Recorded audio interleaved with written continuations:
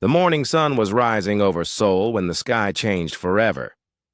Captain Hyun-woo was drinking his coffee in the Earth Defense Force Command Center when the alarms started screaming. Every screen in the room lit up red. Every sensor was going crazy. "Sir, we have massive objects appearing over major cities," said Lieutenant So-jin, her voice shaking. "They're huge, bigger than anything we've ever seen." Hyun-woo put down his coffee and walked to the main display. What he saw made his heart stop. A ship the size of a mountain was hanging in the air above Seoul. It was beautiful and terrible at the same time. The metal looked like silver glass, and strange lights moved along its surface like living things. "How many cities?" Hyun-woo asked. 12. "So far, sir. New York, London, Tokyo, Beijing, Mumbai. They're appearing everywhere." Hyun-woo picked up the red phone that connected him directly to the president. "Sir, we have a situation. Around the world, people came out of their homes and offices to stare up at the sky. The ships just hung there, not moving, not making any sound. They were so big that they blocked out the sun in some places. Children pointed and asked their parents what they were. Adults took pictures with shaking hands." In the command center, Hyun-woo's team worked frantically to understand what was happening. The ships had appeared from nowhere, no warning, no gradual approach from space. One moment the sky was empty, the next moment they were there. "Sir, we're getting a signal," called Sergeant Min-soo from the communication station. "It's coming, from all the ships at once. Put it on the main screen." The image that appeared made everyone in the room gasp. The being on the screen was tall and graceful, with pale blue skin and large dark eyes. It looked almost human, but more beautiful than any human could be. Its clothes seemed to be made of light itself. "People of Earth," the being said in perfect English, though its mouth moved strangely. "Do not be afraid. We come in peace. I am Kethra of the Veltari, speaking for the Galactic Federation. We have been watching your world, waiting for this moment." Hyun-woo felt his mouth go dry. First contact. The moment that humans had dreamed about and feared for centuries was finally happening. "Your species has reached the level of development required for contact," Kethra continued. "You have split the atom. You have traveled to your moon. You have begun to understand the nature of your universe. You are ready to join the galactic community." The alien's voice was calm and friendly, like a teacher talking to children. "We know this must be frightening for you. We understand that you have imagined us as conquerors or destroyers, but we are not. We are protectors. We are teachers. We are here to help you take your first steps into a larger universe." Hyun-woo looked around the room. His people were all staring at the screen, their faces showing a mix of wonder and terror. This was really happening. Aliens were real, and they were talking to Earth. "We will establish contact with your leaders," Kethra said. "We will share knowledge with you. We will protect you from the dangers that exist among the stars. Welcome to the galaxy, children of Earth." The signal ended, and the command center was silent for a moment. Then everyone started talking at once. "Get me the president," Hyun-woo ordered. "Get me the UN Secretary General. Get me everyone." Within hours, the world's leaders were gathered in emergency sessions. The UN building in New York was surrounded by reporters and curious crowds. Everyone wanted to know what would happen next. Dr. So-young arrived at the UN building 3 hours after the first contact. She was Earth's best expert on the possibility of alien life, though she had never expected to meet any aliens in person. She carried a briefcase full of questions that humanity had been preparing for decades. Admiral Tae-min was already there when she arrived. He was the head of Earth's combined military forces, a serious man who rarely smiled.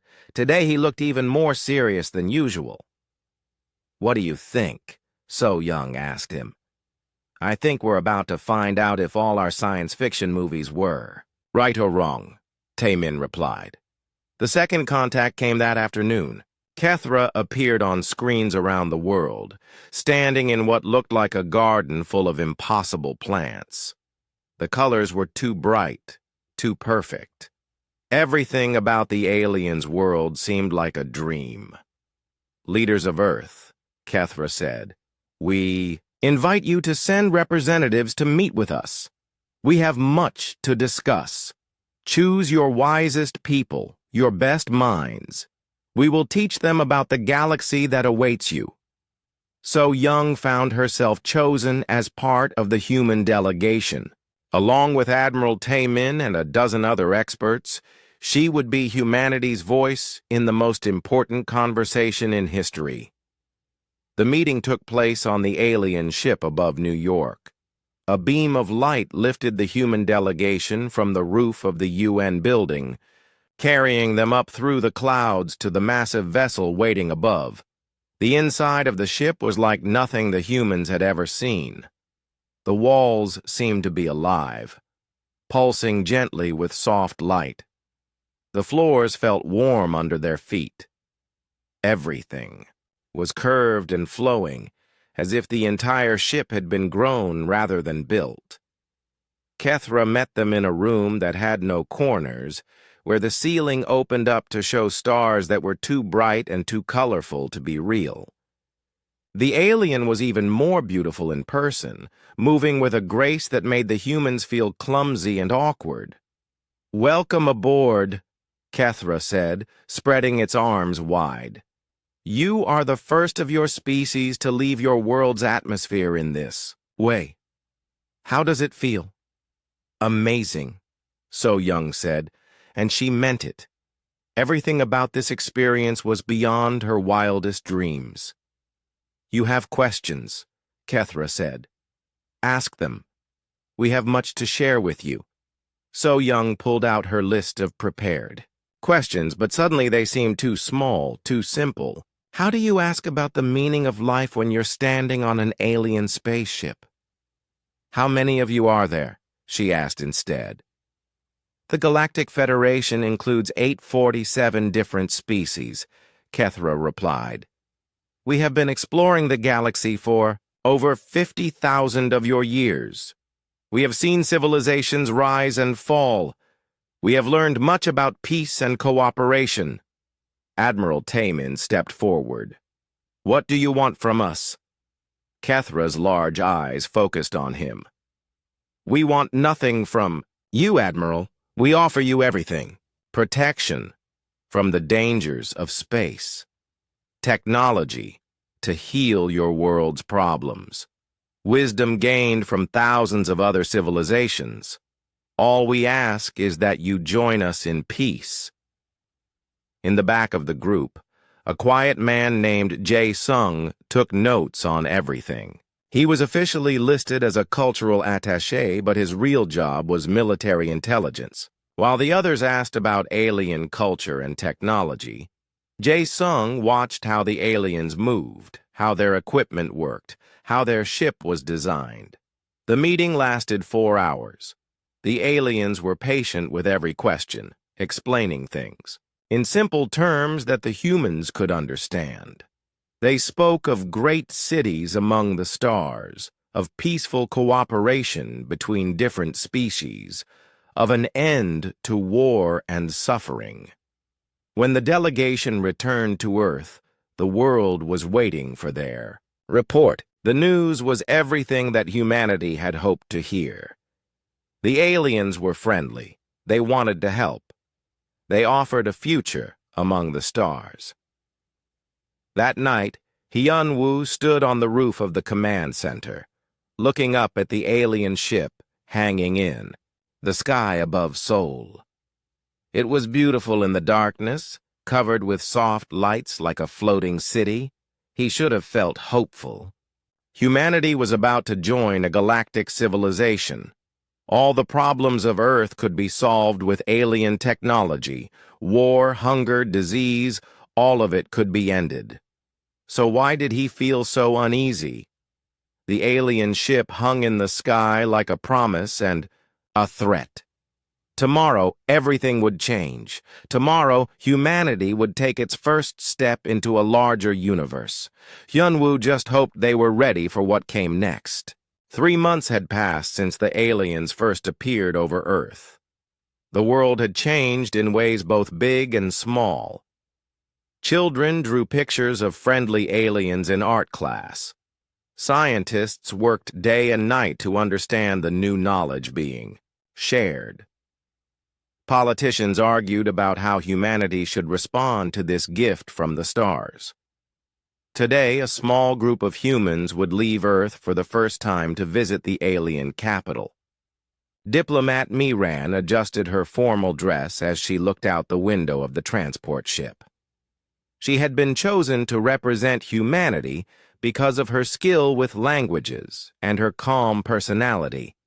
Even so, her hands were shaking slightly. "First time off Earth?" asked Chang Ho, the scientist sitting across from her. He was younger than Miran, with curious eyes and an eager smile.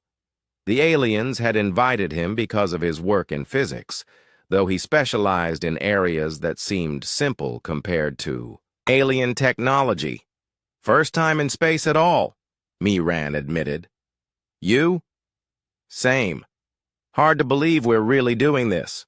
The third member of their group was Captain Yunji, their security officer. She sat quietly in the corner, watching everything with sharp eyes.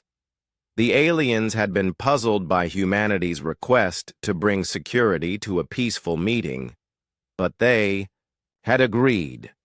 "Beginning approach to Nexus Prime," announced the alien pilot, a being with 4 arms and skin like tree bark. Its voice came through a translation device that made it sound slightly mechanical. Miran looked out the window and gasped. The alien capital was beyond anything she had imagined. Huge cities floated in the clouds of a gas giant, connected by bridges of light. Ships moved between the floating platforms like schools of fish. Everything glowed with soft, beautiful colors. Population: 4 billion beings from 200 different worlds, Chang Ho read from his briefing notes. The political and cultural center of the Federation. Their ship docked at a platform that was larger than most Earth cities. As they walked through the corridors, Miran saw aliens of every shape and size. Some looked almost human. Others were so strange that her mind had trouble understanding what she was seeing. "Welcome, humans," said a voice behind them. They turned to see Kethra approaching, accompanied by several other aliens. "How do you find our capital?" "It's beautiful," Miran said honestly. "We have nothing like this on Earth. In time, you will build wonders that surpass even this," Kethra replied, with what might have been a smile. "Come. The Council is eager to meet you." The Federation Council met in a chamber so large that its ceiling disappeared into mist. Representatives from dozens of species sat on platforms that floated at different heights. At the center, on the highest platform, sat 3 beings that looked incredibly old and wise. "The Thekmor," Kethra whispered to the humans. "They founded the Federation 50,000 years ago. They have guided us through countless difficulties." The lead Thekmor, introduced as Elder Veltek, looked down at the humans with ancient eyes. When it spoke, its voice filled the entire chamber. "Young humans," Veltek said, "you stand at the beginning of a great journey. Your species shows promise, but you have much to learn. War still exists on your world. Your people suffer from hunger and disease. You damaged the very planet that gave you life. Miran felt like a child being scolded by a teacher. We know we have problems, Elder. We hope to learn from your wisdom. Good. Humility is the first step toward growth. Velthek gestured to the chamber around them. What you see here is the result of 50,000 years of peace. No war has touched these worlds in longer than your species has existed. No being goes hungry. No disease cannot be cured. Chang Ho raised his hand tentatively. How did you achieve such peace? Another council member, a floating jellyfish-like creature, answered. Through strength and wisdom combined. The Federation protects all member species from external threats and internal conflicts. Our fleet ensures that peace is maintained. What kind of threats? Yunji asked quietly. Young species often make mistakes, Veltek explained. They develop weapons before wisdom. They fight wars that could destroy them. Sometimes we must intervene to prevent such tragedies. Intervene how? Yunji pressed. There was a moment of silence. Then Kethra spoke up smoothly. The details are not important. What matters is that peace is preserved. The tour that followed was designed to impress, and it worked. The humans were shown medical facilities that could cure any disease, farms that grew enough food to feed billions, factories that created materials Earth had never dreamed of. Everything was clean, efficient, and peaceful. Your science is remarkable, Chang Ho said as they watched engineers working with materials that seemed to bend the laws of physics. How do you power all of this? 0-point energy extraction, explained their guide, a tall being with silver skin. We learned this technique 12,000 years ago. Very safe, very clean. Chang Ho nodded and smiled, but Yunji noticed that he was taking careful notes. She was doing the same thing, though her notes focused on different details. Security systems, guard rotations, communication networks. That evening they attended a cultural performance in a theater that held 50,000 beings. Music filled the air, though it sounded like nothing from Earth. Dancers moved in patterns that seemed to defy gravity. It was beautiful, but also somehow cold. Do you enjoy it? Kethra asked Miran during an intermission. It's incredible, Miran replied. Though I have to admit, I don't understand most of it. Understanding comes with time. Your species will learn to appreciate these higher forms of culture. Higher forms? More advanced? More sophisticated? Your human art is charming in its primitive way. But you will outgrow it as you mature. Miran smiled politely, though something about the comment bothered her. She made a mental note to discuss it with the others later. The formal meetings continued for a week. The humans attended sessions on Federation law, interspecies relations, and proper development protocols for emerging civilizations. They were given thick documents explaining how humanity would be integrated into galactic society. The process is gradual, explained a council representative during one session. First, we establish orbital monitoring stations around your world. These ensure your protection and help guide your development. Then we introduce basic technologies, medicine, agriculture, energy production. Finally, after perhaps 1,000 of your years, you may be ready for full membership. 1,000 years? Chang Ho asked. Development cannot be rushed. Premature advancement has destroyed many promising species. We have learned patience. Yunji raised her hand. What happens if a species doesn't want to join the Federation? The room went quiet. Several alien representatives exchanged glances. Why would any species refuse the gift of peace and prosperity? Veltek asked. I'm just curious about the process. In our 50,000 years, no species has ever refused Federation membership once they understood the benefits, Kethra said smoothly. The choice is obvious to any rational beings. But Yunji noticed that the question hadn't actually been answered. On their last day, the humans were given a final tour of the Federation's military academy. They saw cadets from dozens of species training with weapons that could level mountains and ships that could crack planets in half. Impressive, Miran commented. Necessary, replied their military guide, a being covered in what looked like living armor. Peace requires strength. Those who would disturb the galactic order must know that the Federation has the power to stop them. Has anyone ever challenged the Federation militarily? Yunji asked. Not for 30,000 years. The last attempt was dealt with swiftly. What happened to them? They learned the error of their ways. Again, Yunji noticed the lack of a direct answer. That night, as their ship prepared to return to Earth, the three humans met in Miran's quarters. Well? Miran asked. What do you think? Chang Ho spoke first. Their technology is impressive, but it's not as advanced as they want us to believe.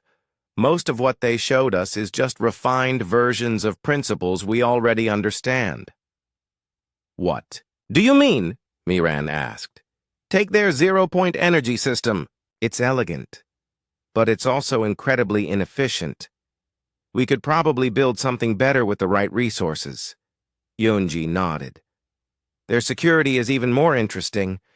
They're so used to peace that they've gotten sloppy.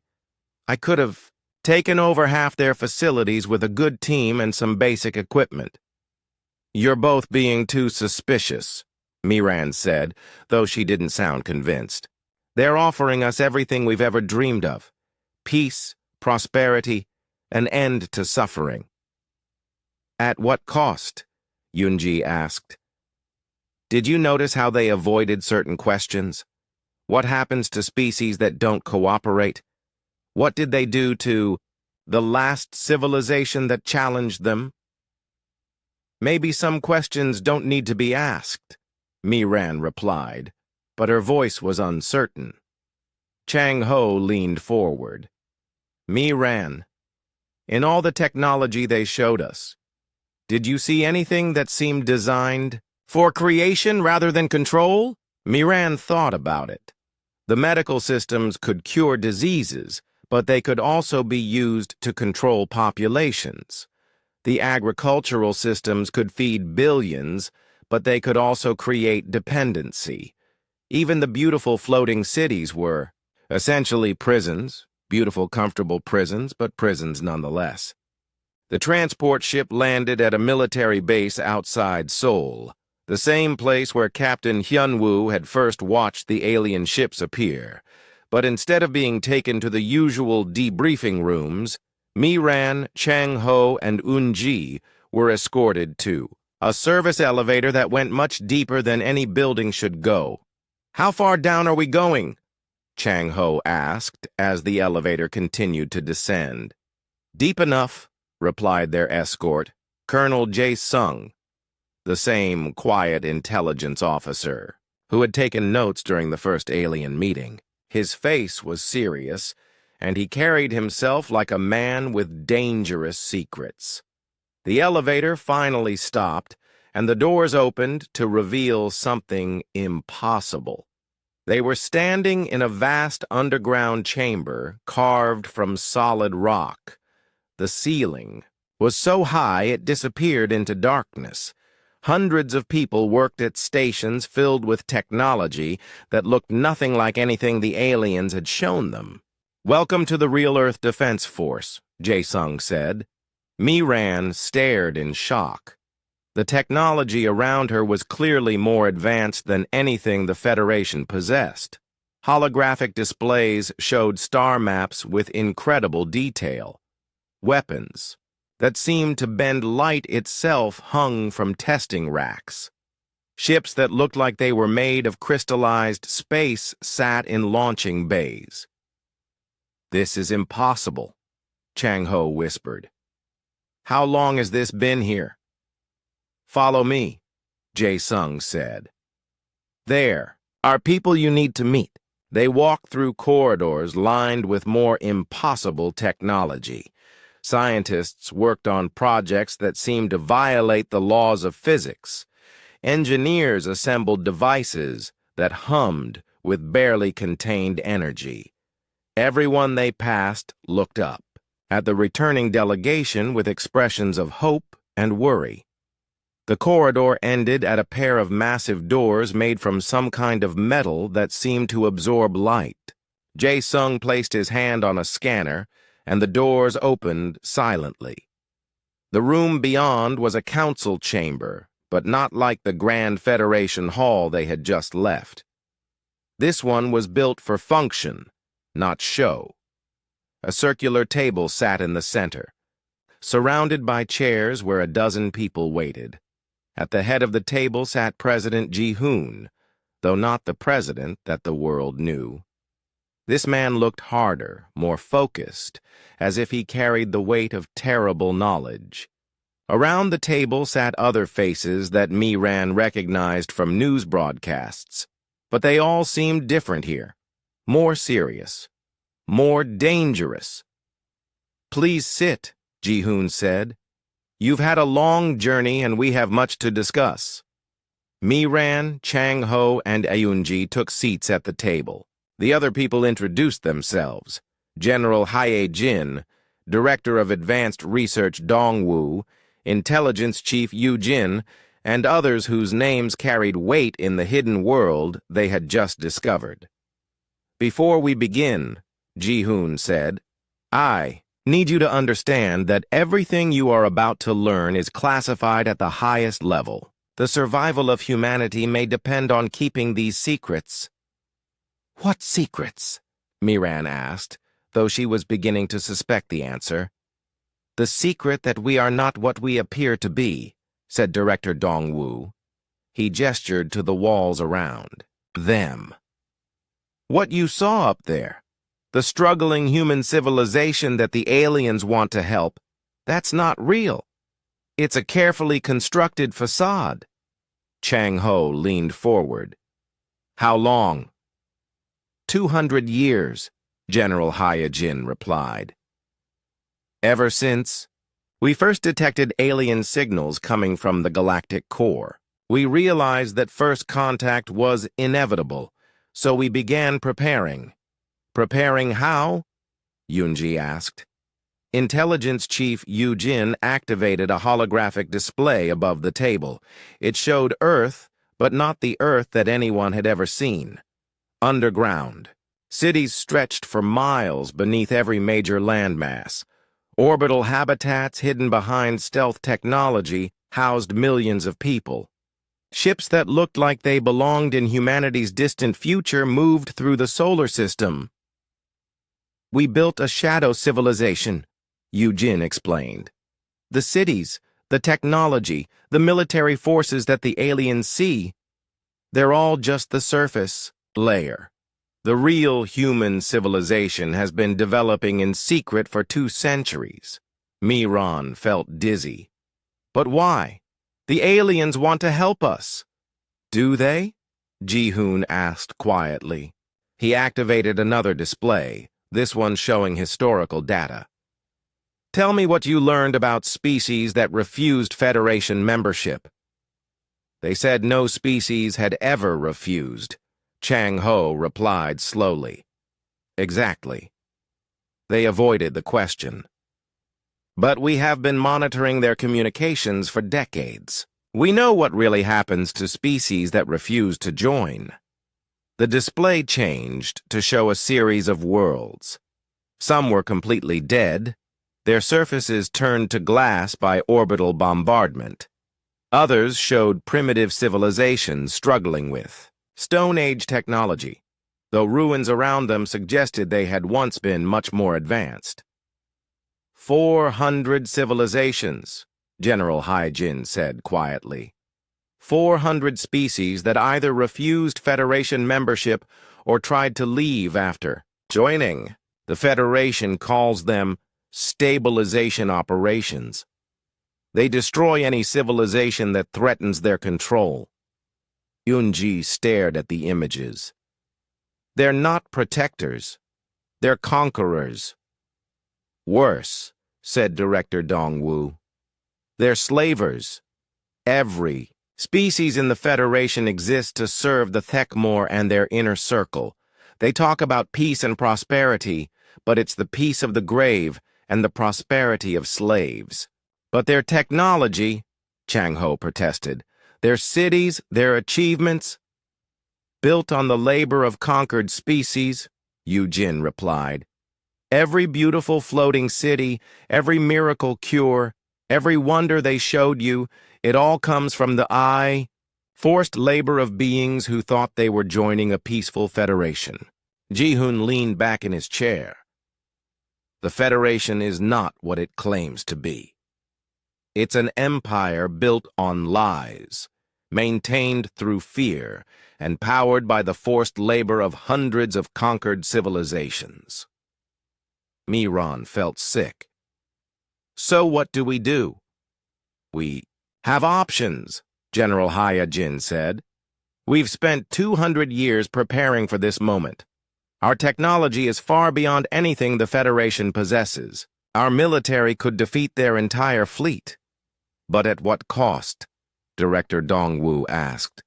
Direct confrontation would mean war across the entire galaxy. Billions would die. So we do nothing? Yunji asked. We do what we've been planning for decades, Ji-hoon said. We free the galaxy. He activated a new display that showed the Federation from the inside. Communication networks, supply lines, military deployments, everything was mapped in incredible detail. For 50 years, we've been infiltrating Federation space, Yujin explained. We have agents on every major world, contacts in every subjugated species. We know their weaknesses. The Federation maintains control through fear and isolation, General Hyajin continued. They prevent different species from communicating with each other. They make each world believe that resistance is hopeless. But if those worlds could coordinate, if they had advanced weapons and technology... A revolution, Chang Ho said, understanding dawning in his voice. The largest revolution in galactic history, Ji-hoon confirmed.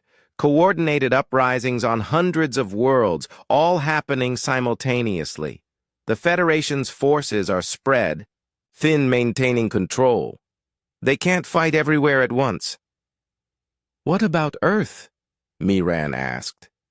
When they realize we've been lying to them, they'll try to destroy us, Director Dongwu said simply. That's why we've been preparing. Our real cities are hidden underground and in space. Our population is spread across dozens of worlds that the Federation doesn't know exist. And our weapons... He gestured to another display showing ships and weapons that seemed to be made of crystallized energy and folded space. Our weapons can do things that the Federation thinks are impossible, General Hyejin said with a grim smile. How is any of this possible? Chung Ho asked. How did we advance so far without them noticing? Because we learned from them, Director E. Dongwu replied. 200 years ago, when we first detected their signals, we also detected something else. The Federation's technology is based on principles they discovered 50,000 years ago. They've never bothered to improve it because they never needed to. We took a different approach, Intelligence Chief Yujin added. Instead of refining old techniques, we developed entirely new ones. Physics that the Federation never imagined. Technologies based on principles they don't even know exist. Ji-hoon stood up. The question before us now is simple. Do we maintain the deception and hope for the best, or do we act to free the galaxy? The debate that followed was intense. Some argued for patience, gathering more intelligence before acting. Others pushed for immediate action, pointing out that every day of delay meant more suffering for billions of beings across the galaxy. Dr. Subin, humanity's chief strategist, had been quiet throughout the meeting. Finally, she spoke up. "The Federation is coming here in 6 months," she said quietly. "They're bringing what they call integration specialists, people who will begin the process of bringing Earth into the Federation system." "What does that mean?" Miran asked. "It means they'll start moving humans off Earth to work colonies," Subin replied. "Several billion people to optimize resource distribution and provide valuable work experience. It's how they begin the enslavement process." The room went silent. Finally, Ji-hoon spoke. "Then we have our answer. We can't wait any longer. Operation Dawn begins immediately." Agent Kyung-soo stepped out of his ship onto the surface of Krexa, a world that looked like it had been built for giants. The buildings stretched up into the orange sky like metal mountains, and the air smelled of hot metal and industrial chemicals. This was a factory world, where the Federation processed raw materials from a dozen different systems. But Kyung-soo wasn't here to see the factories. He was here to meet the people who worked in them. His ship was invisible to Federation sensors, using technology that bent light and energy around it, like water around a stone. His clothes looked like the simple work outfit worn by factory supervisors, but they were made of materials that could stop energy weapons and regulate his body temperature in any environment. The meeting was set for the old mining district, in tunnels that the Federation thought were abandoned. Kyung-soo made his way through narrow streets filled with tired-looking beings heading home from their shifts. The Krexans were tall and muscular, with skin that looked like dark stone and eyes that glowed red in the dim light. They had once been a proud warrior people, masters of their own world. Now they worked 18-hour shifts in Federation factories. The tunnel entrance was hidden behind a broken wall in an old processing plant. Kyung-soo slipped inside and followed a passage that led deep underground. Emergency lights cast strange shadows on the walls, and the air grew colder as he descended. At the end of the passage was a large chamber where 50 Krexans waited in the darkness. They looked suspicious and angry, which was exactly what Kyung-soo had expected. These people had learned not to trust anyone. "You're the human," said a voice from the shadows. A large Krexan stepped forward, his red eyes fixed on Kyung-soo. "I am Vorth. My people say you have something for us." Kyung-soo reached into his pack and pulled out a device the size of his fist. It didn't look like much, just a metal sphere with some blinking lights. But when he activated it, the chamber filled with a soft blue glow. "This is a communication hub," Kyung-soo explained. "It will let you talk to resistance groups on other worlds without the Federation detecting your signals. Your voices will be heard across the galaxy." Vorth took the device carefully. "What does it cost?" "Nothing," Kyung-soo replied. "We don't want payment. We want partners." "Partners?" Another Krexan stepped forward, this one with scars across her face. "Humans are new to the galaxy. What could you possibly offer us that we need?" Kyung-soo reached into his pack again and pulled out what looked like a simple metal rod. But when he pressed a button on its side, it extended into a weapon that hummed. "With contained energy. This plasma cutter can slice through Federation battle armor like paper," he said. "It's also completely undetectable by their sensors because it uses principles they don't understand." He handed the weapon to Vorth, who examined it with growing amazement. "How many of these do you have?" Vorth asked.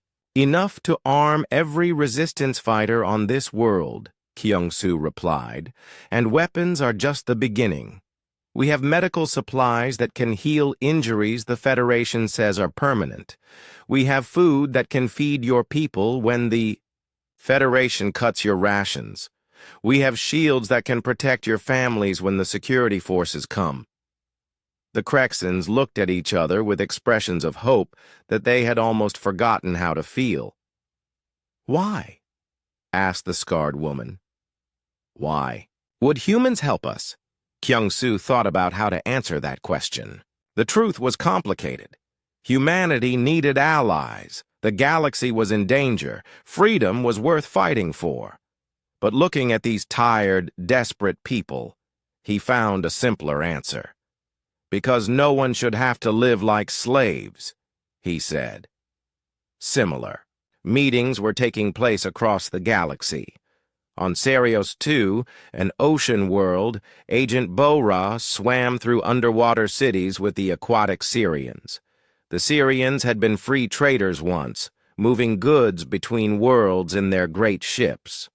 Now they were forced to harvest materials from their own oceans to feed Federation factories. Bo-Ra met with Syrian leaders in a cave deep beneath the waves, where Federation sensors couldn't reach. The Syrians were graceful beings who moved through, water like dancers, but their large eyes showed the sadness of a people who had lost their freedom. "Your oceans are perfect for hiding communication networks," Bo-Ra explained as she distributed waterproof devices. "The Federation has never bothered to learn how to monitor underwater signals. You could coordinate resistance across hundreds of ocean worlds." The Syrian elder, Reef Singer, examined the human technology with wonder. "These devices, they use sound frequencies that travel through water faster than light travels through space. Quantum acoustic transmission," Bo-Ra confirmed. "Your people will be able to share information instantly across the galaxy." On the gas giant Nethys, Agent Minho worked with beings made of pure energy. The Nethians had no physical bodies, existing as patterns of electricity and thought that moved through the charged atmosphere of their world. They had been scientists and philosophers before the Federation arrived. Now they were forced to power Federation equipment with their own life energy.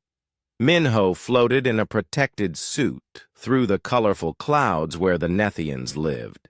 Meeting with energy beings required special equipment that could translate human thoughts into electrical patterns they could understand. "The Federation thinks we are just living batteries," pulsed one of the Nethians, its thoughts appearing as colored lights in Minho's helmet display. "They do not realize that we can inhabit their computer systems.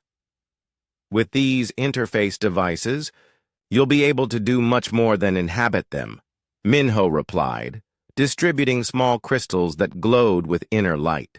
"You'll be able to control them. Every Federation computer, every sensor network, every communication system, all of it can be yours." The Nethians' energy pattern shifted to show excitement. "We could blind them at the moment of attack." Exactly. Back on Krexa, Vorth's resistance group had grown from 50 to 500 in just 2 weeks. The human weapons and equipment had spread through the underground networks faster than the Federation could track. For the first time in decades, Krexan workers were standing up to their supervisors. "The security forces are getting suspicious," reported Tekra, Vorth's second-in-command. "They've noticed that production has been slowing down." "Let them notice," Vorth replied. He was carrying one of the human energy weapons, and his confidence had grown with it. "We're not hiding anymore.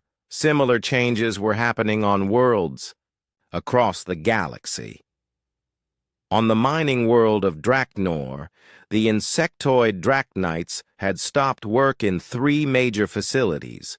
On the agricultural world of Verdis, the plant-like Verdians had begun growing crops that the Federation couldn't harvest. On the crystal world of Zephyr, the crystalline Zephyrites had started producing materials that were useless to Federation technology, but perfect for building resistance equipment. The Federation was beginning to notice the problems, but they couldn't understand what was causing them. Admiral Thekvor of the Federation fleet stood in his command center on Nexus Prime, staring at reports from dozens of worlds. Communication blackouts, production delays, equipment failures, he read aloud. All across the galaxy, all happening at the same time. It could be solar activity, suggested his aide, a nervous Veltari named Sekrin. Or maybe equipment aging. Some of our systems are very old.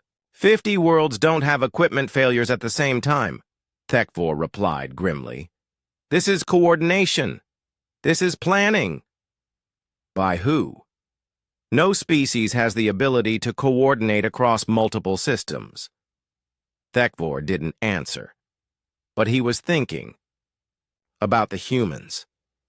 The new species had seemed so eager to please, so grateful for Federation guidance.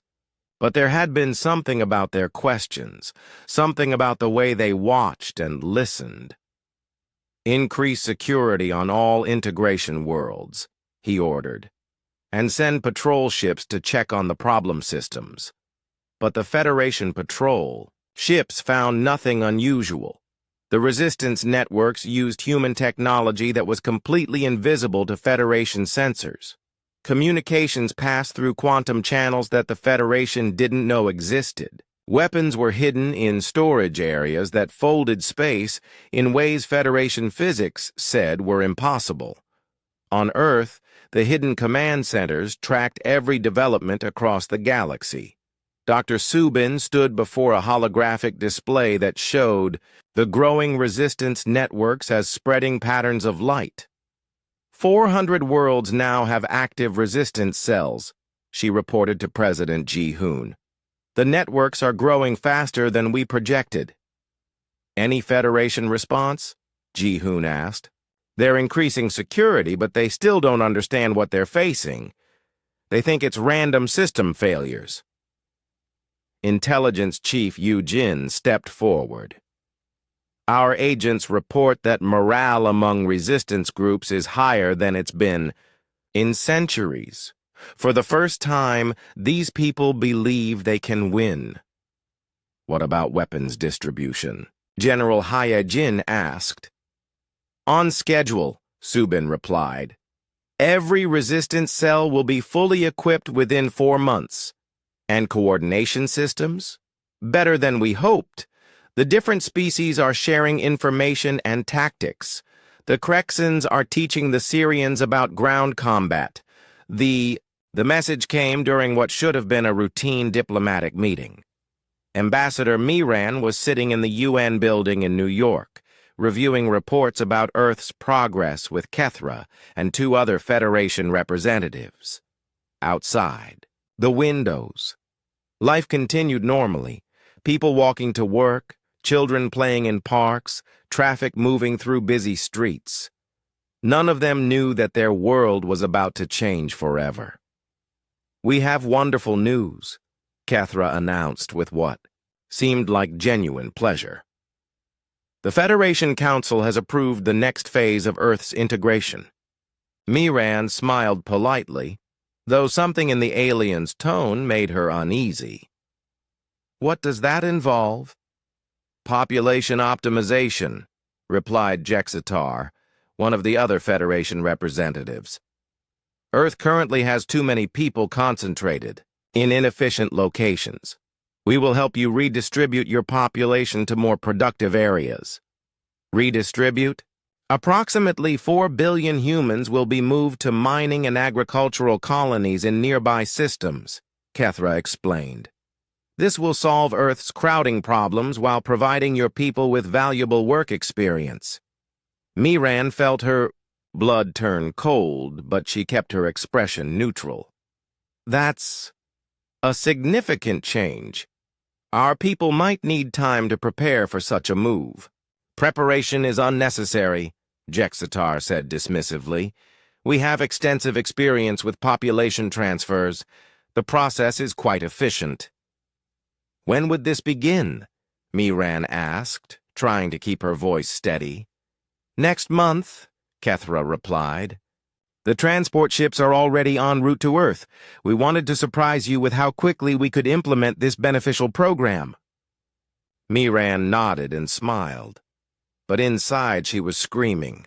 4 billion people, moved to mining colonies, without choice, without preparation, without any say in their own fate.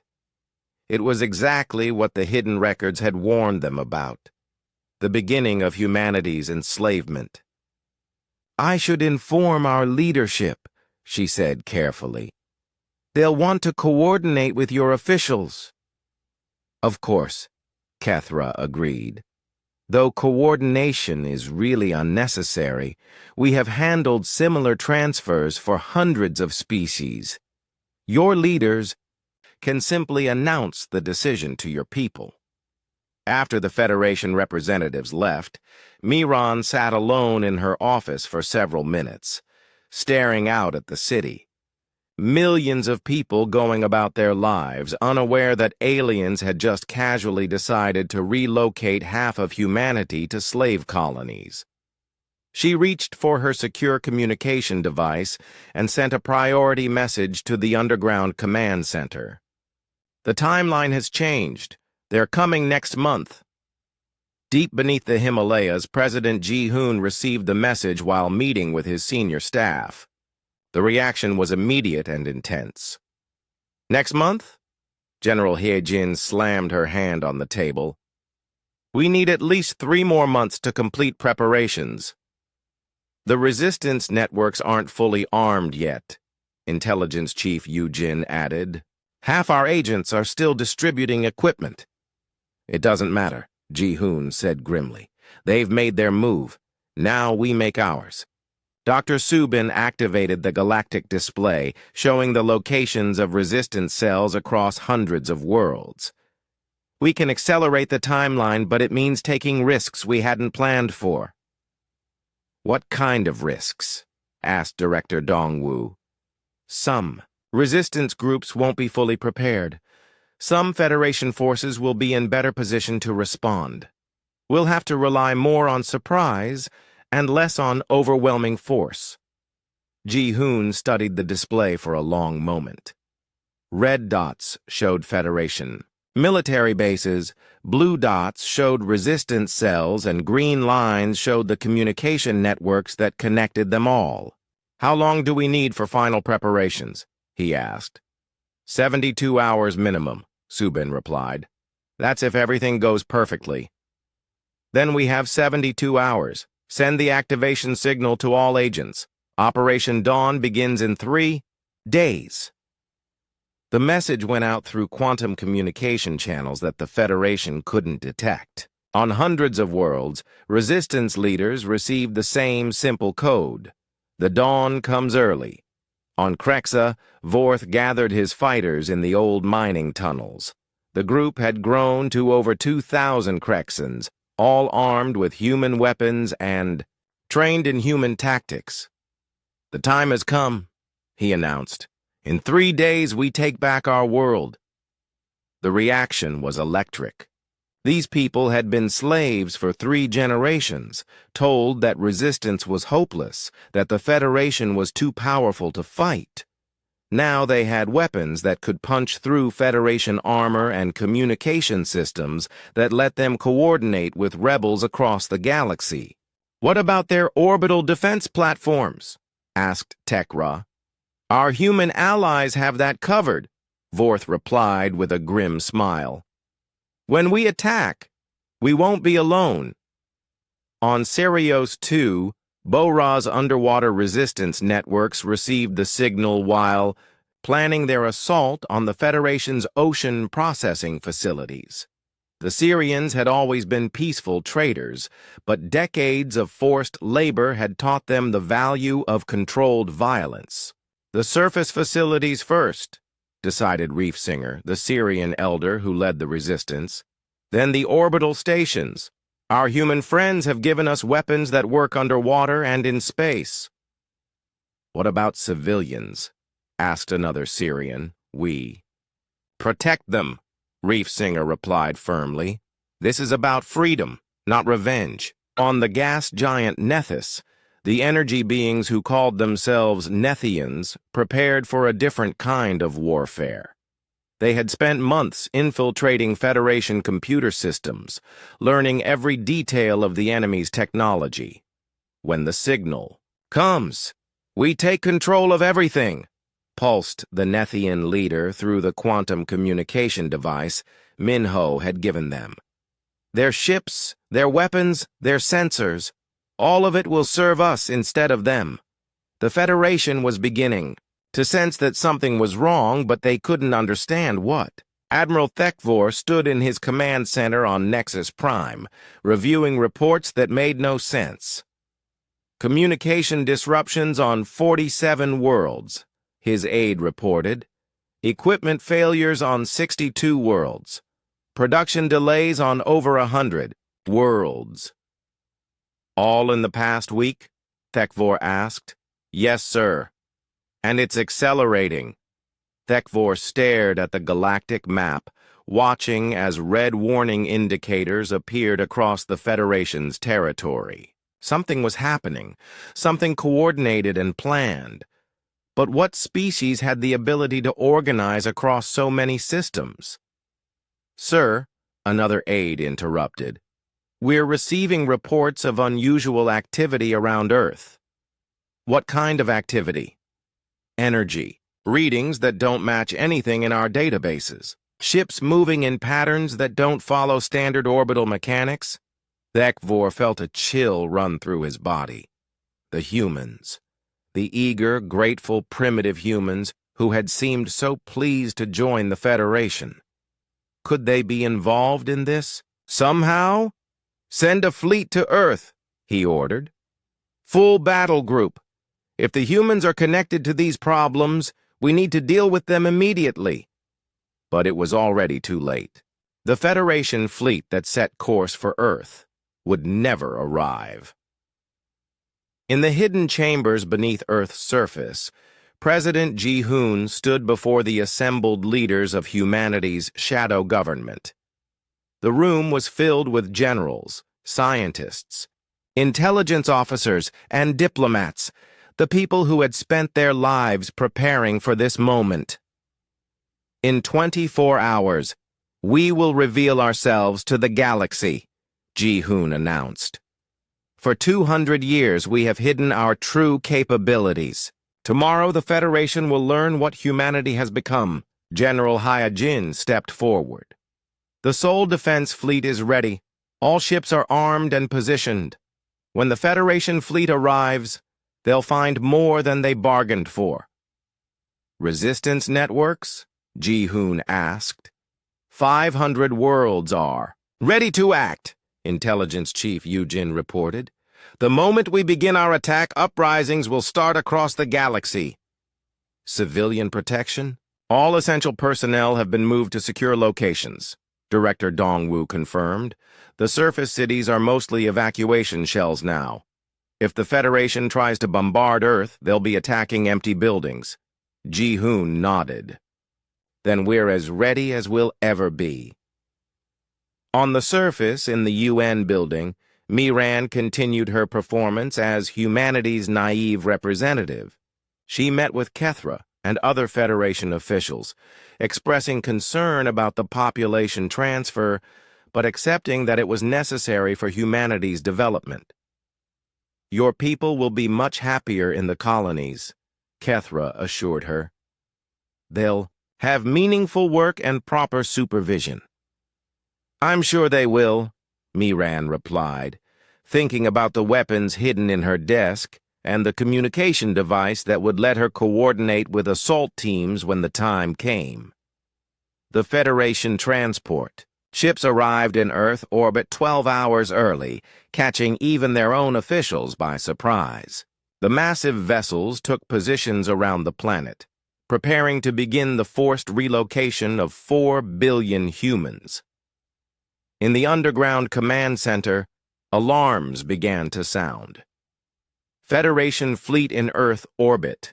reported the sensor operator. 12 transport ships, 6 escort cruisers, and a dreadnought. They're early, General Hai Jin observed. Doesn't matter, Ji-hoon replied. We're ready for them. He turned to the communication station. Send the signal. All units, Operation Dawn is now active. The word no had barely finished echoing through space when the universe around Earth changed completely. Admiral Thekvor stared at his sensor displays in shock as massive ships began materializing out of nowhere around his fleet, not approaching, from distant space, appearing instantly, as if reality itself was folding to bring them into existence. Where did they come from? He demanded, but his sensor operators had no answers. Their instruments showed impossible readings. Ships that were larger than Federation dreadnoughts but somehow invisible until the moment they chose to be seen. The human vessels looked like they had been grown rather than built, their hulls flowing in organic curves that seemed to bend light around them. They moved without visible propulsion, sliding through space as if the laws of physics were merely suggestions. Admiral, his communications officer reported with a trembling voice, we're being hailed by the human flagship. Put it through, Thekvor ordered, though he was beginning to suspect that everything he thought he knew about humanity was wrong. The face that appeared on his screen was not the primitive, grateful human he had expected. Admiral Taman looked back at him with eyes that held the confidence of someone who had spent decades preparing for this moment. Admiral Thekvor, Taman said calmly, I am Admiral Taman of the Seoul Defense Fleet. You are in violation of human space and are ordered to withdraw immediately. Human space? Thekvor laughed, though it sounded forced even to his own ears. Humans don't have space. You're barely capable of reaching your own moon.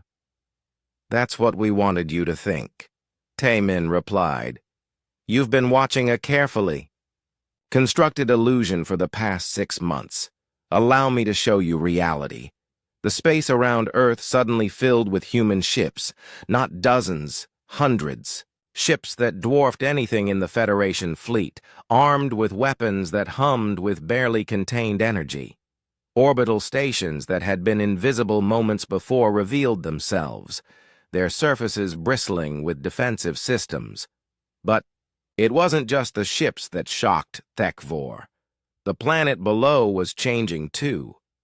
The surface cities he had been planning to bombard flickered like mirages and disappeared, revealing them as holographic projections. In their place, massive structures rose from underground, reaching toward the sky like metal mountains. Impossible, Thekvor whispered. Your people have ruled the galaxy for 50,000 years, Taman continued, his voice carrying clearly across the communication channel. You've grown comfortable, predictable, stagnant. You've forgotten that the universe is full of surprises. Thekvor's tactical display, warnings began flashing as his sensors detected energy readings that shouldn't exist. The human weapons were powered by principles that Federation science said were impossible. You want to know how we did it? Taman asked, as if reading the Admiral's thoughts. We didn't stop learning. We didn't stop fighting. While you were playing God with weaker species, we were preparing for this day. Thekvor tried to process what he was seeing. A civilization that had been hiding its true capabilities for centuries. Technology that surpassed Federation science by millennia. A military force that appeared overnight as if materialized from dreams. What do you want? He asked finally.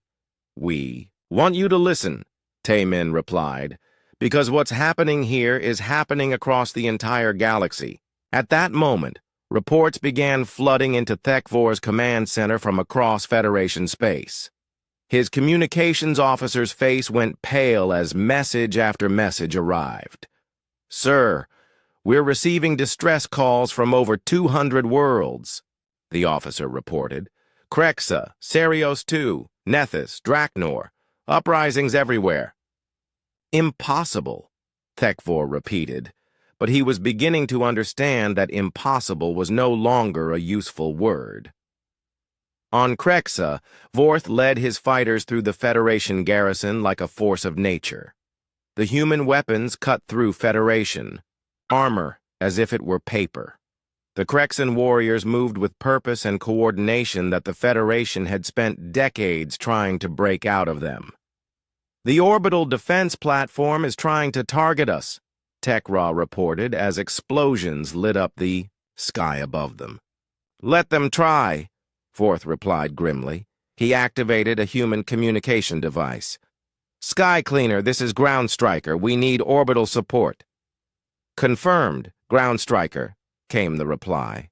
"Target marked for elimination." Vorth looked up to see a ship materialize in the atmosphere above the Federation platform. It was sleek and deadly, moving without sound or visible propulsion. A single beam of energy reached down from the ship, and the massive orbital platform simply ceased to exist. "How?" Tekra asked in amazement. "Human weapons," Vorth replied with satisfaction.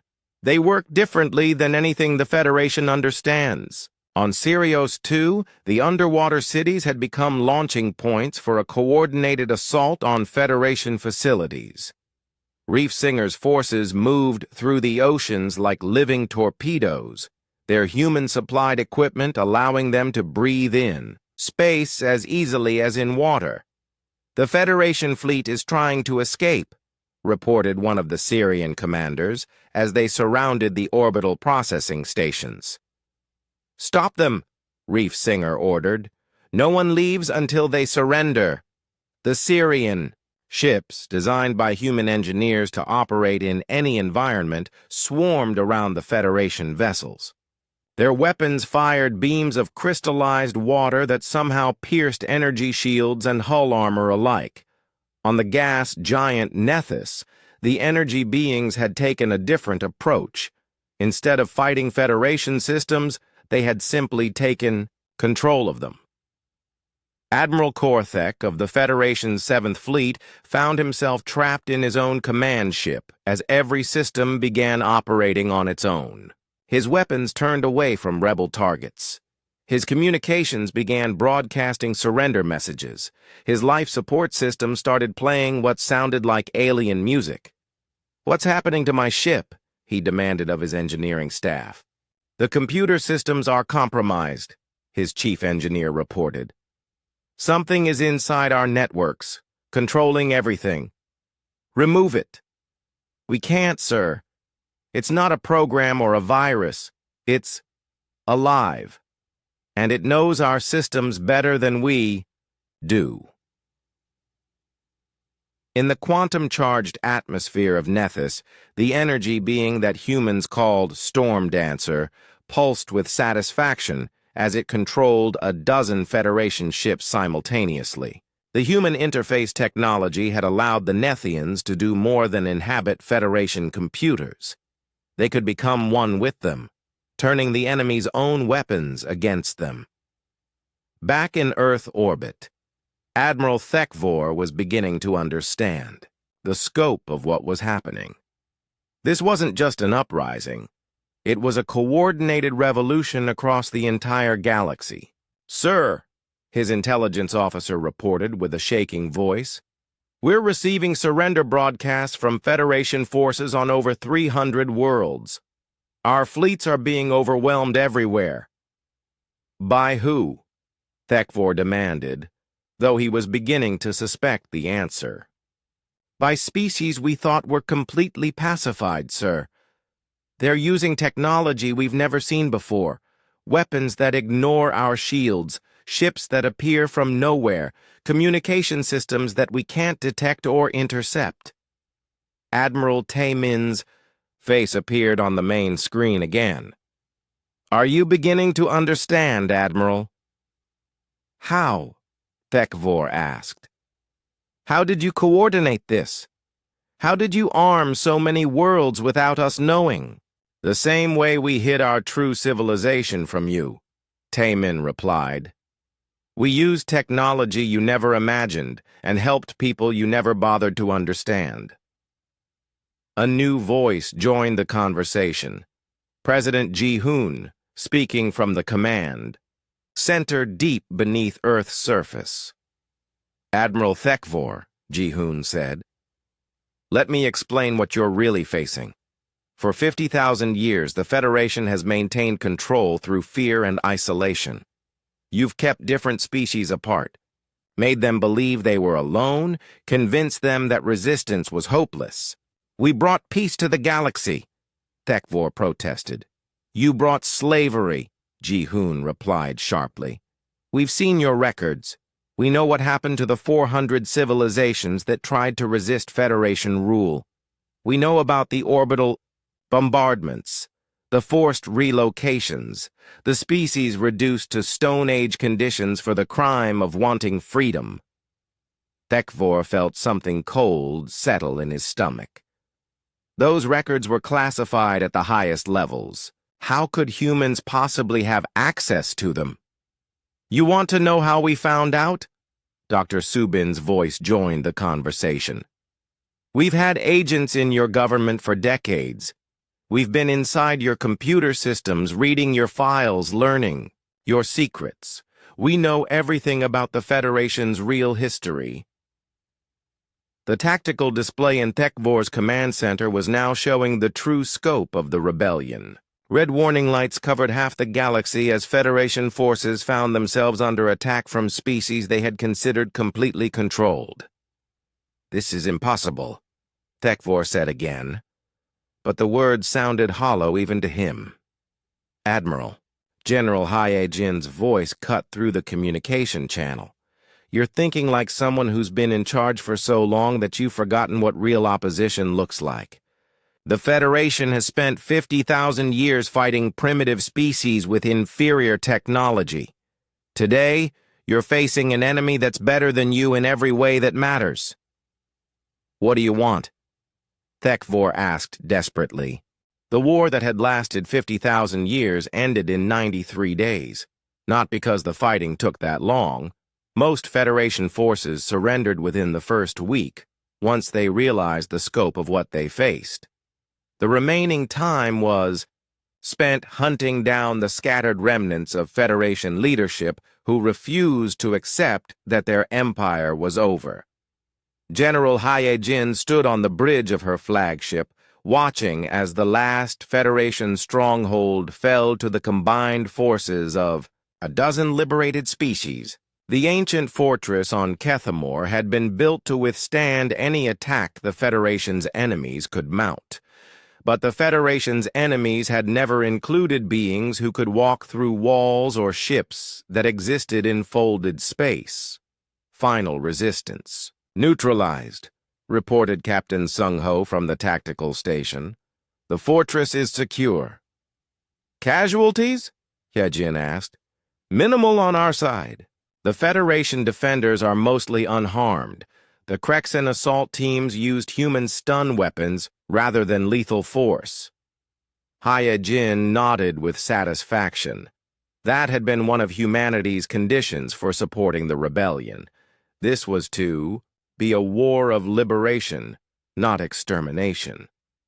Every Federation official and military officer was to be captured alive if possible, to face trial for their crimes. The final phase of the war had been different from the opening. Once the shock of the initial attacks wore off, some Federation forces had tried to fight back. They quickly learned that their technology was not just inferior, it was obsolete by thousands of years. On the industrial world of Vextar, Federation Admiral Jexthon had attempted to retake the planet from Krexan rebels. His fleet of 20 ships had been met by a single human vessel that appeared out of quantum space. The battle lasted exactly 43 seconds. The Federation ships found their weapons unable to target the human vessel. their shields useless against human energy weapons, and their hulls as vulnerable as paper to human cutting beams. "How are they doing this?" Jexathon had demanded as his flagship was systematically disabled around him. "They're using principles of physics that we don't understand," his science officer had replied with something like awe in his voice. "Their weapons aren't just more powerful. They operate on completely different rules." The human ship had then done something that the Federation had never seen in 50,000 years of warfare. It offered to help repair the Federation vessels and transport their crews to safety. "Why?" Jexthon had asked the human commander, who appeared on his screen. "Because this war isn't about revenge," Captain Dalsu had replied. "It's about justice. You'll have your chance to explain your actions at trial." Similar scenes played out across the galaxy as Federation forces discovered that their former slaves had become their superiors in every meaningful way. The Syrians had developed ships that could travel through water, air, and space with equal ease. The Nethians had learned to control any computer system they encountered. The Crexans had weapons that could cut through any armor. But it wasn't just technology that gave the rebels their advantage. It was unity. For 50,000 years, the Federation had kept different species separated, preventing them from sharing knowledge or coordinating resistance. Now, for the first time, beings from hundreds of worlds were working together toward a common goal. On the ocean world of Aquanis, Crexan warriors and Syrian swimmers fought side by side to liberate Federation prison colonies. In the asteroid fields of the Kethmore system, Nethian energy beings provided tactical coordination, while human ships provided firepower. Everywhere the liberation forces went, they found species eager to join the fight against their former oppressors. The Federation never understood what they were really fighting, observed Dr. Subin as she reviewed battle reports in the command center beneath Earth. They thought they were facing individual rebellions on scattered worlds. They never realized they were fighting the combined will of every species they had enslaved. President Ji-hoon nodded as he watched the tactical displays showing the final Federation positions being overrun. They made the same mistake that all tyrants make eventually. They believed their own propaganda about being invincible. The last major battle of the war took place at Nexus Prime itself, the Federation capital. But it wasn't really a battle. It was more like a carefully orchestrated arrest operation. Admiral Taemin led a fleet of liberation ships through the floating cities of the gas giant, past Federation defenses that had been quietly disabled by Nethian infiltration. The massive orbital weapons that had kept the galaxy in fear for millennia simply powered down as energy beings took control of their systems. "This is Admiral Taemin to all Federation personnel on Nexus Prime," his voice echoed through the capital's communication systems. "You are ordered to surrender immediately and report to designated assembly areas. Any attempt to destroy records or evidence will be considered a war crime." The response was not what anyone expected. Instead of defiance or fear, many Federation officials seemed almost relieved. After 50,000 years of maintaining an empire through fear and oppression, the weight of their crimes had become unbearable for some. Elder Velthek himself requested a personal meeting with the human leadership. The ancient Thekmor was brought aboard Taemin's flagship, moving slowly under the weight of his incredible age. "I want to understand," Veltek said, as he sat across from President Ji-hoon in the ship's conference room. "How did your species advance so far without us detecting it?" "You detected exactly what we wanted you to detect," Ji-hoon replied. We showed you a primitive civilization struggling with basic technology because that's what you expected to see. But your real cities, your true technology, how did you hide all of it? Dr. Subin activated a holographic display showing Earth's hidden infrastructure. We built our civilization underground and in pocket dimensions. Every major human city exists in folded space, invisible to conventional sensors. Our real population is spread across 12 star systems that don't appear on any Federation map. Velthek stared at the display in amazement. Pocket dimensions. Folded space. These are theoretical concepts at best. For you, perhaps, Director Dongwu said as he joined the conversation. Humanity took a different approach to science than the Federation. Instead of refining old techniques, we developed entirely new principles of physics. How long? Velthek asked quietly. How long what? Ji-hoon replied. How long have you been preparing to destroy us? We weren't preparing to destroy you, Ji-hoon said firmly. We were preparing to stop you. There's a difference. Agent Kyung-soo's voice came over the communication system. Sir, we've secured the Federation archives. You need to see what we found. The evidence that emerged from the Federation's own records was staggering in its scope. Detailed documentation of genocide, forced relocations, orbital bombardments, and systematic enslavement, spanning 50,000 years. Species reduced to primitive conditions for trying to maintain their independence. Entire civilizations wiped out for refusing to submit to Federation rule. 437 species completely destroyed, Intelligence Chief Yu Jin reported as she reviewed the files.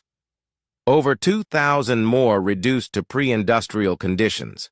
The Federation didn't just conquer the galaxy, they systematically destroyed any culture that showed independence. But the records also revealed something else: the Federation's weakness. Their technology hadn't advanced significantly in 20,000 years. Their military tactics were rigid and predictable. Their leadership had grown complacent and corrupt. They stopped innovating because they didn't need to, General Haijin observed. When you can destroy any opponent with orbital bombardment, why develop better weapons? When you can enslave entire species, why improve your technology? The trials began even before the fighting ended. President Ji-hoon insisted that justice be swift but fair. Federation officials were given the chance to explain their actions before panels of judges drawn from the species they had oppressed. Some, like Elder Velthek, expressed genuine remorse for their actions. Others remained defiant, insisting that the Federation had brought peace and order to the galaxy. Peace for who? Demanded Vorth during one particularly heated session. The Krexan warrior had been chosen to represent all the species that had suffered under Federation rule.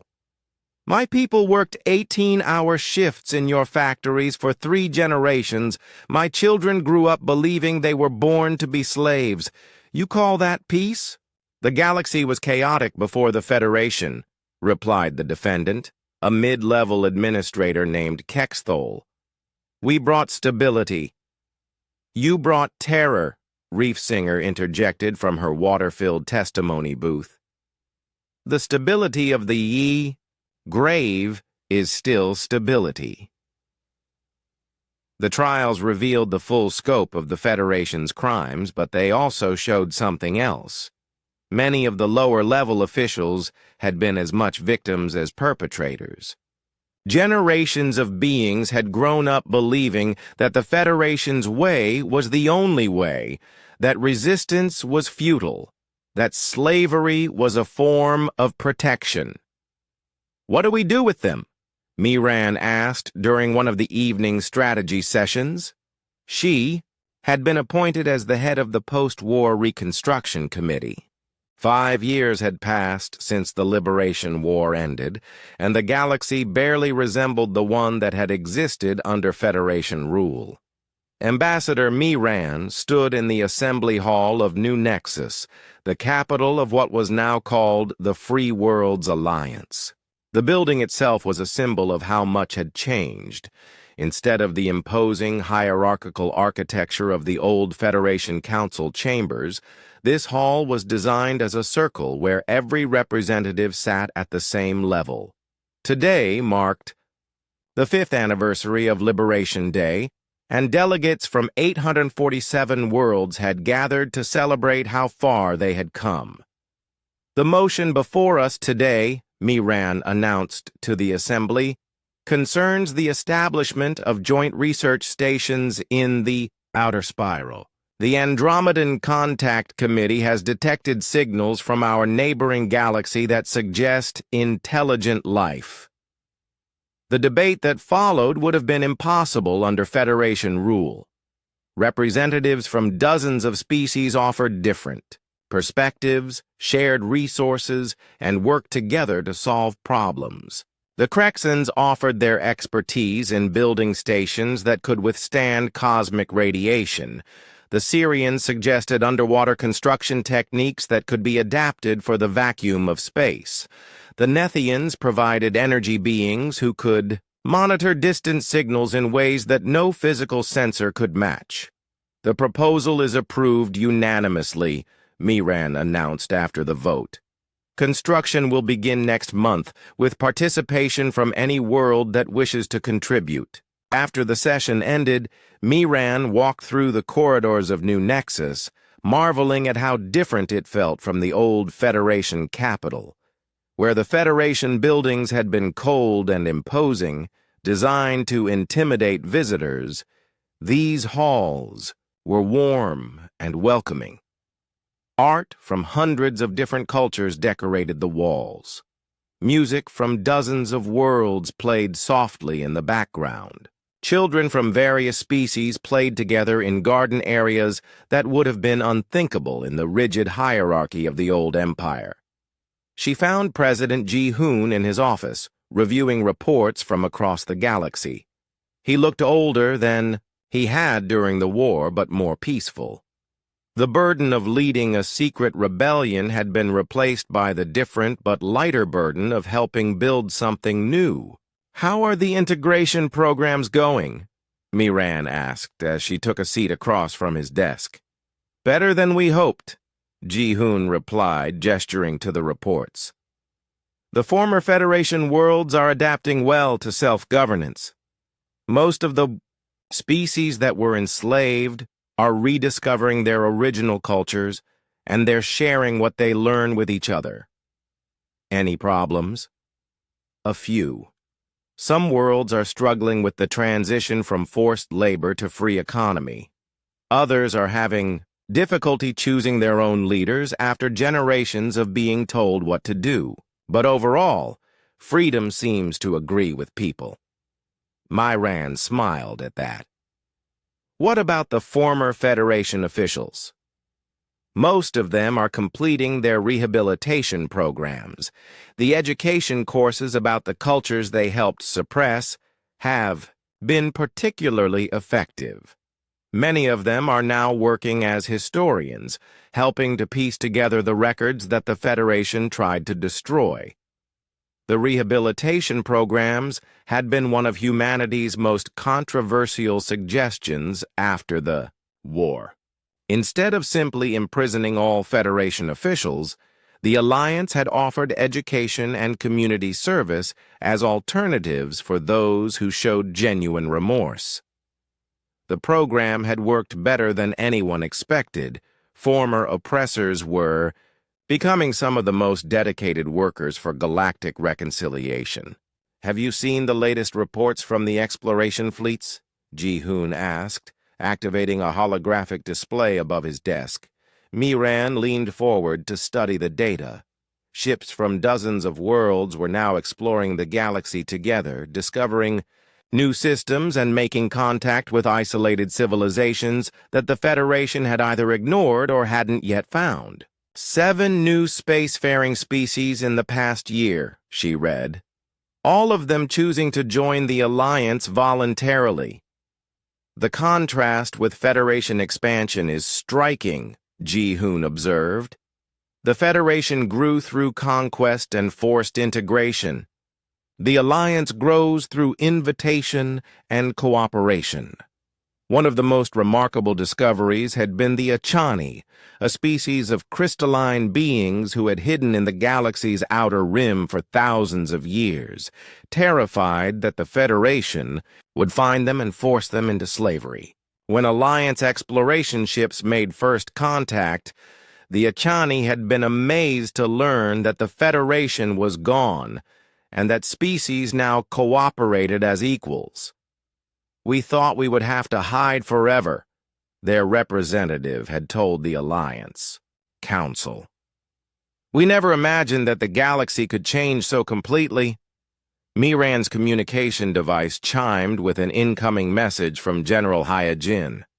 The former military leader had taken on a new role as head of the Galactic Defense Corps, a volunteer organization dedicated to protecting the Alliance from external threats. Miran, Ji-hoon, Hyejin's voice came through clearly. We've detected something interesting in the deep space monitoring stations. You should see this. They made their way to the Defense Corps headquarters, located in a section of New Nexus that hummed with the latest sensing technology. Hyejin met them in the main control room, where displays showed the galaxy from every conceivable angle. Show them what we found, Hyejin told her sensor operator, a young Nethian whose energy form flickered with excitement. Signals from beyond. The galactic edge, the Nethian pulsed, its thoughts translated into words by the quantum interface. Not random cosmic noise, organized transmissions. Someone is trying to communicate. The signals appeared on the main display as complex patterns of energy that pulsed in mathematical sequences. Even without translation, it was clear that they came from intelligent beings. How far away? Ji-hoon asked.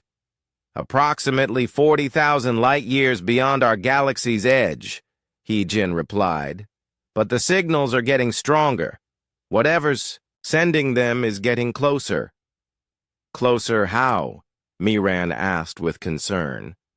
We think they're traveling between galaxies, explained Dr. Chang Ho, who had been called in to analyze the signals.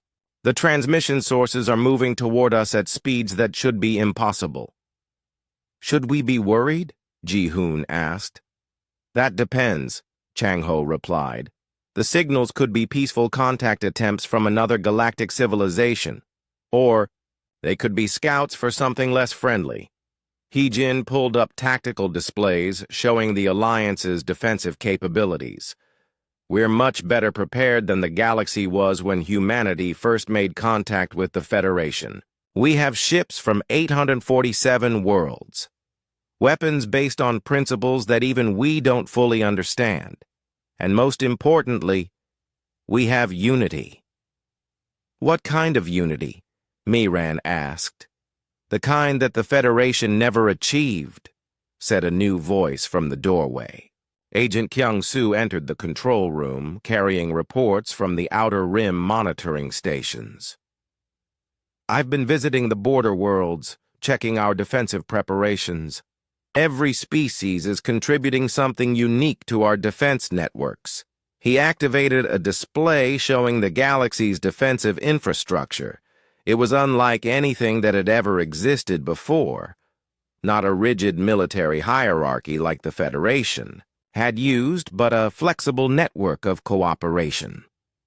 The Krexans have built mobile fortresses that can move between star systems in hours, Kyung-soo explained.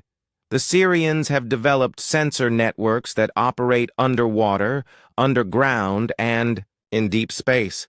The Nethians have created communication systems that work faster than light itself. And humanity? Ji-hoon asked. We've been teaching everyone how to hide, Kyung-soo replied, with a slight smile. Entire worlds can now disappear from sensors, when necessary. If hostile forces arrive, they'll find it very difficult to locate targets to attack. Dr. Subin's voice came over the communications system from her research station. There's something else you should know about these signals. I've been analyzing their mathematical structure, and there's something familiar about them. Familiar. How? Chang Ho asked. They're using some of the same principles as Federation technology, but much more advanced. I think we may be looking at signals from the Federation's original homeworld. The room went silent. The Techmore homeworld had been lost to records thousands of years ago. Most historians believed it had been destroyed in some ancient cataclysm. You think the original Techmore survived and have been traveling between galaxies? Hyajin asked. It's possible, Subin replied. The signals are too advanced to come from the Federation we defeated, but they share certain characteristics. Mathematical constants, energy patterns, structural algorithms. If that's true, Ji-hoon said slowly, then we may be about to meet the beings who created the Federation system in the first place. Are they coming to reclaim their empire? Miran asked. Or are they fleeing something even worse? Chang Ho added. The implications were staggering. If the original Techmore were returning, they would find a galaxy completely different from the one their descendants had ruled. Instead of a rigid empire built on fear and oppression, they would discover a free alliance of species working together as equals. What do we do? Kyung-soo asked.